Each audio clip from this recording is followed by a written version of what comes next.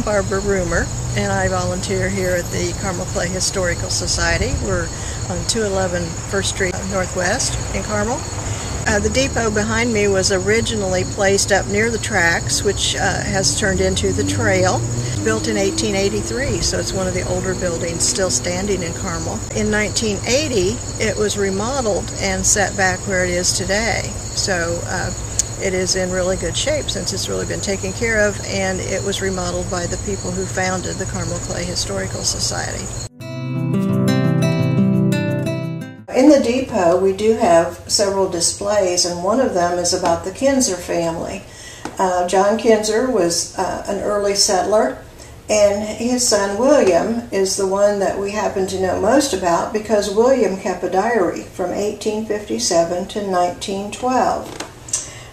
His father built a cabin in Carmel area. Of course, it was a farming community at that point. He built a cabin in 1828, and then after the father died, William and his mother built the big White House that you see in the picture in 1850. And many of you will know that those two buildings still exist. They're in private ownership now, and you cannot go in them, but they are on Main Street just across Keystone to the east.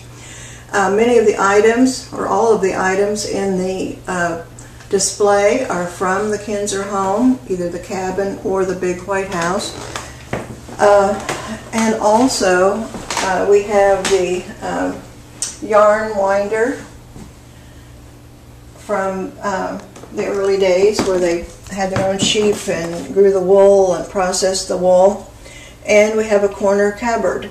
One of the descendants of the Kinzers that had lived here in Carmel later, much later, had possession of the corner cabinet, and when she passed away, she wanted that corner cupboard to come to the Carmel Clay Historical Society. So we have that here. It's holding some of our items that are for sale, but we always remember that it came from the Kinzer family. Since Mr. Kinzer did keep a diary, we're very fortunate to know many things about Carmel in the early days. In his diary, he would talk about the weather, he would talk about the prices that he sold his cattle or his grain at. He would talk about neighbors, what was going on, people coming and going in Carmel.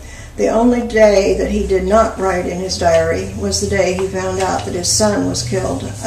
His son had gone out west and died out there, and when William found out the son died, he did not write in his journal that day, but later went back and wrote what had happened that day and why he didn't write in it. So it's quite a